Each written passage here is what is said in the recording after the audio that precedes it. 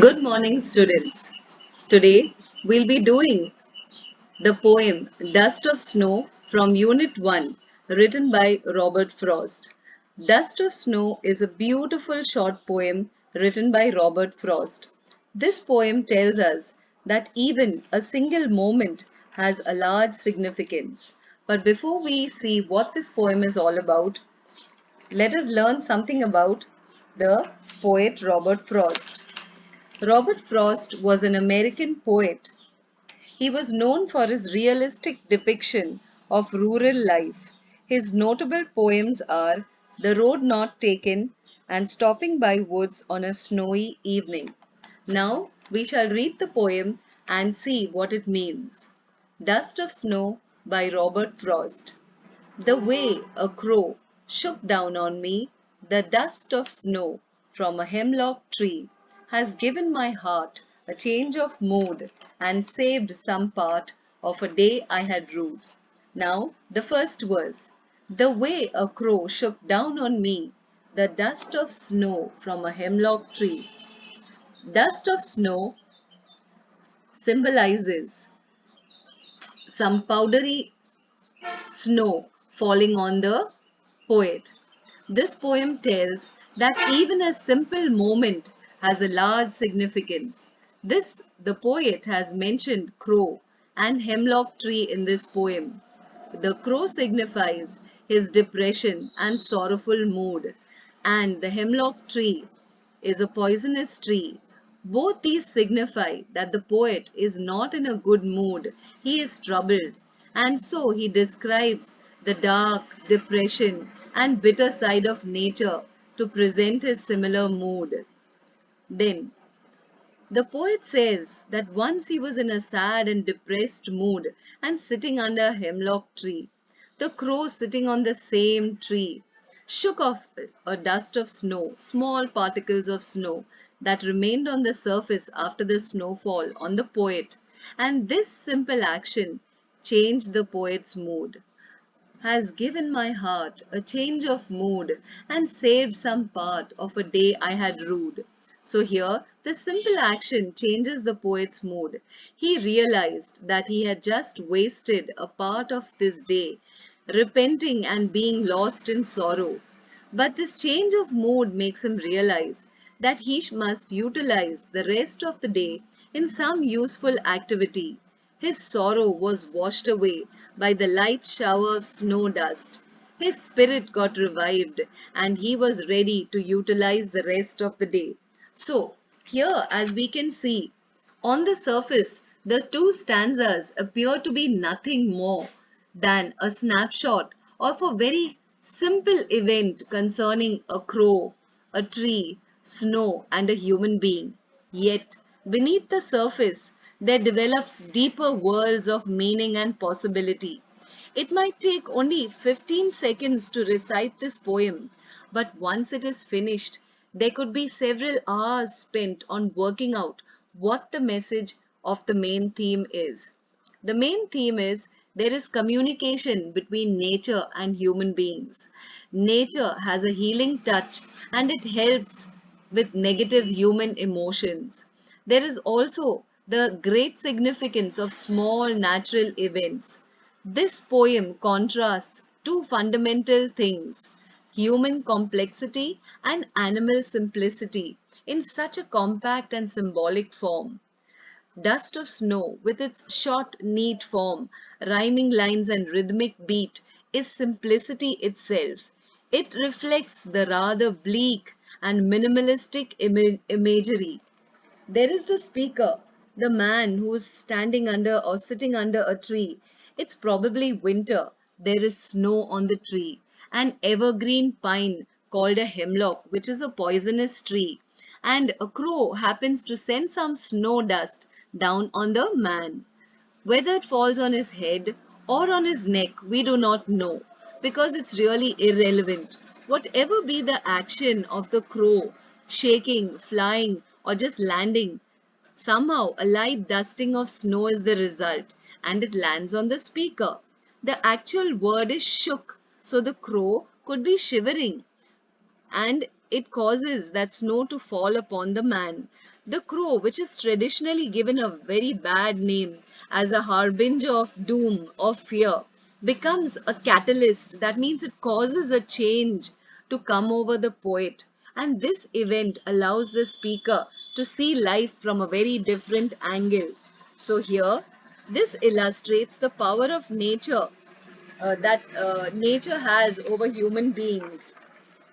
Sometimes seemingly very insignificant natural events bring about a change, and being outdoors in the midst of nature with all its unpredictability can benefit and uplift one's mood. Now we shall have a look at the figures of speech in this poem. The first figure of speech that is there in this poem is alliteration. Alliteration is the repetition of consonant sounds at the beginning of a word. The alliteration is in lines number uh, has given my heart a change of mood. Here the alliteration is the sound of the consonant H repeated by the words has and heart. The second alliteration is and saved some part of a day I had rued. The alliteration is the sound of the consonant sir and sir. Saved some. S and S is repeated in the words saved and some. Then we also have metonymy. Metonymy is an attribute or a thing which is closely related to it. For example, the way a crow shook down on me. This represents the figure of speech metonymy, because here the crow represents sorrow. The poet is in a sorrowful mood. The second figure of speech is the dust of snow from a hemlock tree. It's also metonymy. The hemlock tree represents an omen, that is a sign. An omen stands for a sign. And we also have another figure of speech, that is synecdoche. Now synecdoche means a part standing for the whole, or a whole that stands for a part, in order to create a very poetic effect. Now what is synecdoche? Has given my heart a change of mood. Now the poet was very depressed, he was very sad and sorrowful standing under a tree. But here, that shaking of that snow dust upon him has given his heart. Now heart stands for the person, for the speaker. Now it is not the heart which has got a change of mood, it is the speaker himself. From being sad and depressed, his whole mood gets changed to that of the happiness. And not only it changes, he thinks that the whole day is lost, but when that snow falls upon him, it gives him a very light-hearted feeling, and he feels that no, it doesn't matter. Now I can do something for the rest of the day. I need not be sad. So it gives him a lift in his spirits. So has given my heart. It's not the heart, but it is the poet. So now children, let us see the meanings of the words. Hemlock. Hemlock is a poisonous plant, that is an evergreen plant with small white flowers. And rude is held in regret. That means felt sad about something. So this poem presents a moment that seems simple with a larger significance. So this other quotation from Robert Frost, always, always larger significance. A little thing touches a larger thing. For example, children, have you ever seen that if you have gone to a pond, or a place where there is water, and you throw in a small little pebble or a stone, and it has, it creates ripples in the water. So everything that happens in life, it may be a small little thing, but it has a larger significance. For example, suppose you wake up in the morning and you're feeling very blue, you're feeling very sad, and then you go to school and you're still in that sad mood, and you meet your best friend and your friend is happy and speaks to you, then you forget all about your sadness. So small little things in life can cause us to have a change of mood. Now uh, let us go through the question answers of this poem. What is dust of snow? What does the poet say has changed his mood? Robert Frost tells us that he was in a very sad mood, and that he was He was sitting under a hemlock tree. The crow shook the particles of snow from the tree upon him, and that causes his change of mood. He was shaken up from his sadness, and when he looks at the lovely nature around him, the remaining part of the day got saved that he thought was already spoiled. Then, the second question: how does Robert Frost present nature in this poem? The following questions may help you to think of an answer. What are birds that are usually named in poems? And do you think a crow is often mentioned in poems? What images come to your mind when you think of a crow? The birds that are normally named in poems are cuckoo, or a lark, or a nightingale, a swallow, a peacock. The crow normally is never mentioned in poems. Actually, it's not considered to be a very auspicious bird, but it represents an ill omen. That is a sign. So, what is a hemlock tree? Why doesn't the poet write about a more beautiful tree such as a maple or an oak or a pine? Now here we can see that the hemlock is a poisonous tree.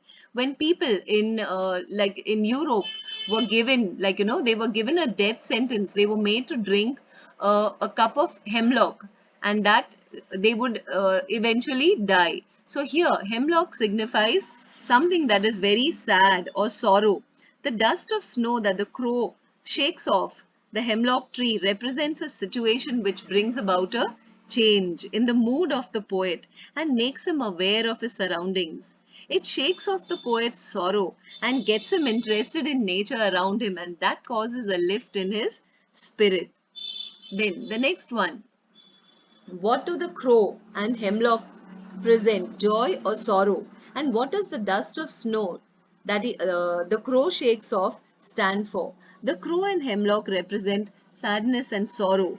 The dust of snow represents a situation that causes a change in the mood of the poet and makes him aware of his surroundings. That means while the poet was sad and depressed and was thinking about he was lost in his thoughts, and he was not actually looking at things around him, but that falling of that snow upon him causes him to stop thinking about his sad situation and causes him to focus on the outside, and that brings about a change in his mood. Then the next question: have there been times when you have felt depressed or hopeless? Have you experienced a similar moment that has changed your mood that day? Yes, there are, like, all of you may have experienced that there have been times when you have been depressed. It could be because you've done badly at a test, or maybe you've had a quarrel with your best friend, or sometimes, you find some difficulty in some subject. For example, you can't understand maths or geometry, and then you feel, no, that things are hopeless. I'll never get better. But something comes, something happens, and that causes you to, your mood gets changed that very day. I'm sure all of us have experienced similar moments in our life. So our mental condition depends on our surroundings, but nature can help to change that. So all of us know that in spite of having sad moments, there are things that happen in life that cause us to change from that sad situation, and then finally we can appreciate that, yes, today it may be just half of the day, but I can do something during the course of that half day. So children, I hope you have understood. This poem may be very short, but it isn't very simple, so I would like you to read it and then write the question answers of this poem in your fair book. Also go through the camp that you have purchased and go through the figures of speech a couple of times. I will do all the figures of speech in one of the coming lessons. Thank you and have a nice day. Good morning, students. Today I will be beginning with poem 1B from Unit 1, Fire and Ice, written by Robert Frost. Robert Frost was an American poet whose work was initially published in England before it was published in America. He was known for his realistic depiction of rural life. His notable works are A Boy's Will, and north of Boston. He has also written famous poems which are The Road Not Taken and Stopping by Woods on a Snowy Evening. Now, let us read the poem written by Robert Frost, Fire and Ice. Some say the world will end in fire, some say in ice. From what I've tasted of desire, I hold with those who favor fire. But if it had to perish twice, I think I know enough of hate to say that for destruction, ice is also great and would suffice. Now, the first verse. In the first verse, some say the world will end in fire, some say in ice. From what I've tasted of desire, I hold with those who favor fire. Now, what does the poet mean in this stanza, in this verse? The word desire is a strong feeling of wanting to have something or wishing something to happen, whereas favor means the approval or support. So, in this poem, the poet expresses the profound idea that the world will end in either of two ways, either by ice or fire. One group of people is of the opinion that someday the earth's core will get so heated up that it will lead to fire destroying the earth's surface. But on the other hand, the second group says that if the temperature goes down to an extent that makes life on the earth impossible, it will have the same catastrophic effect. The poet then compares fire and ice with destructive features of human emotions, desire and hatred. He says that from what he is aware of fiery desires, he would favor the ones who say it would be fire. And by saying this, he brings about the idea that if human beings let their emotions rule them, then the consequence of unmonitored longing is always chaos.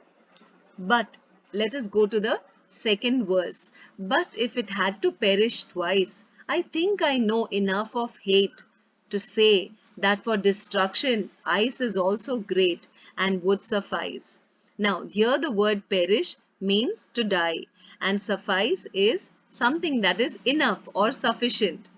Then, by not waving off the first option of fire, he considers if the world has to die twice, if it has to expire twice, ice would be equally competent in ending the uh, world. He brings about a contrast between ice and hatred, the human capability of insensitivity, of hatred that has the potential for inner destruction. Though it is very slow and steady, it has the same effect that desire has upon us. So, if we are given an option between fire and ice would be just as good as fire in order to destroy the world. But children, I would like to give you some little information about this poem. One source claims that the poem was created after a conversation with astronomer Harlow Shapley about the end of this world. Uh, when questioned by Robert Frost, Shapley said that either the sun will explode or the earth will slowly freeze. He asked Frost to take his pick, and Robert Frost, in his own unique way, chose both with this poem expressing dualism. This poem, although the language seems very casual, but the subject matter is one that is very serious that you could ever think about. It's a strong symbolic poem. Fire becoming the emotion of desire, and ice that of hatred. So, fire is pure passion, and ice is pure reason. So, either way, the end of the world is brought about by the emotional energy of human beings. So, children, I hope you have understood this short little poem. Now, the words that are rhyming in this poem are in the first line, fire, desire, and then again in the fourth line, fire. Then in the second verse, twice, ice, and suffice. These are the words that rhyme. The meanings of the word perish is to die and suffice is to be sufficient. Now, let us learn about the figures of speech in this poem. The figures of speech in this poem are, the first one is alliteration. Now, like I told you in the earlier poem, alliteration is a figure of speech where you have repetition of consonant sounds. Now, in this first line, some say the world will end in fire. The sound of the consonant S is repeated in the words, W is repeated in the words world and will, and S is repeated in the words some and say. Then, uh, in the next, in the same line, we have a metaphor. The metaphor is the indirect comparison between fire and desire. So, fire and desire, fire is compared to desire. Another figure of speech that is there in the first line is, some say the world will end in fire. Metonymy. Now, metonymy, as we saw in the earlier poem, is an attribute or a thing which is closely related to it. So, the word fire represents desire. Then, in the second line, some say the world will end in fire and some say in ice. The first, the figure of speech given there are fire and ice. They are opposite words. So, the figure of speech that is here is antithesis. Then the next one of the same line is repetition. The word some say is repeated in the first two lines. Then metaphor. There is an indirect comparison between fire and desire. Then the third line. From what I have tasted of desire. The first figure of speech in this is metaphor. It is an indirect comparison between desire and fire. Then in the same line, we also have metonymy. Now, metonymy, the word desire represents fire. In the next line, I hold with those who favor fire. The first figure of speech is uh, alliteration. F and F, fur and fur. F is repeated in the words fire and favor. Then the next metaphor is an indirect comparison between fire and desire. Then in the next line, but if it had to perish twice. Now, here we have a new figure of speech, and that is a hyperbole or a hyperbole. That is, what is a hyperbole or a hyperbole? It is an exaggeration of facts or exaggeration. There is an overstatement that if the world had to die twice. Once the world dies once, there is no chance that it could die again. So this is an exaggeration. I think I know enough of hate. The next figure of speech is metonymy. Here, the word hate represents ice. Then, there is also another figure of speech in this sentence. I think I know enough of hate. It is I and I is repeated for poetic effect. So, it is a repetition. Then, in the last line, to say that for destruction, ice is also great and would suffice. So in this, we have alliteration where the sound of the consonant S is repeated in suffice and say. So sir is repeated. Then metonymy. The word ice represents hate. It stands for hate. And metaphor, the third figure of speech in this is there is an indirect comparison between ice and hatred. Then there is also an internal rhyme in this line. Internal rhyming words are ice and suffice. They are used in the same sentence. So we have seen all the figures of speech that are given in this poem. Now let us go through the question answers that are asked here. Why does there are many ideas about how the world will end. Do you think the world will end someday? Have you ever thought what would happen if the sun got so hot that it burst or it grew colder and colder? Robert Frost has talked about these two groups of people who have different ideas or opinions. But if the earth were to end twice, then the poet feels that the second time the earth would perish due to ice. The first time it could perish due to hatred or desire. Then, for Frost, What do fire and ice stand? Here are some ideas. So let us see under which heading all these words could be put. Like which words would come under fire and which words would come under ice.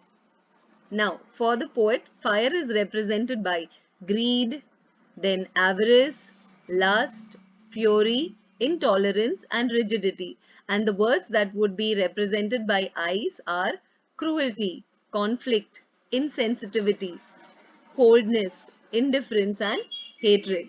Now, what is the rhyme scheme of the poem and how does it help to bring out the contrasting ideas of the poem? Now, in order to find out about the rhyme scheme, let us look at the last word in the poem. In line number 1, we have fire, and then the second one is ice. So the first one, fire could be represented as A, then ice does not rhyme, so it becomes B. Then the next line, desire. So fire and desire are rhyming. So we have A, B, A. And then again, the last one, fire also rhymes with desire. So we have A, B, A, A. And then we go to the second verse. The last word is twice, hate, eyes, and suffice. So in the first one, twice is A, then hate does not rhyme with twice, so it is B. But twice, eyes, and suffice are all the same. So we have A, B, A, A. So A, B, A, great rhymes with hate. So we have twice A, B, A, B, A. So this is the rhyme scheme of the poem. I do hope you have understood this poem. Make sure you read the poem several times and then write down the question answers in your fair book. If you have any doubts, then you can call me and ask your doubts. So thank you children and have a nice day.